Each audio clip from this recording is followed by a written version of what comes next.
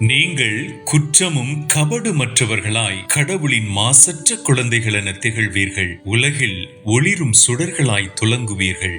பரிசுத்த ஆண்டவரே, புனிதத்திற்கெல்லாம் ஊற்றும் உறைவிடமுமாய் இருப்பவர் நீரே. நீர் பரிசுத்தராய் இருப்பது போல நாங்களும் தூயோராய் வாழ வேண்டுமென நீர் திருவுளம் கொண்டீர். அத்தகைய தூய மாசற்ற சாட்சிய வாழ்வினால் பேறு பெற்ற நிலையினை அடைந்த புனிதர்கள் இன்று திரு அவையை அலங்கரித்துக் கொண்டிருக்கிறார்கள். இதோ நாவலியா புனிதர் என அன்போடும் மரியாதையோடும் அழைக்கப்படும் பதுவை அந்தோணியார் புனிதர்களில் தனிச்சிறப்பு மிக்கவர். அன்பின் ஆண்டவரே, இன்றைய நாளிலே குறிப்பாக சிவகங்கை மறை மாவட்டம் பாம்பன் பங்கிலே தீவின் பாதுகாவலராம் கோடி அற்புதர் அந்தோணியாரின் வருடாந்தர திருவிழாவை பக்தி பரவசத்தோடு கொண்டாடி மகிழும் பங்கு மக்கள் அனைவருக்காகவும் உம்மிடம் சிறப்பாக ஜெபிக்க ஆசிக்கின்றோம். மீன்களுக்கு போதித்து அதிசயம் புரிந்த அந்தோணியாரை தம் நேச தந்தையாக தந்தமைக்கு உமக்கு கோடி நன்றி கூறி மகிழும் இந்த மக்களை நீரே கண்ணோக்கியருளும். பாம்பன் ஊரிலே எழுந்தருளி அருட்காவல் புரிந்திடும் வேதக வித்தகராம் அந்தோணியார் இவர்களின் எளிய பக்தி நெறியினால்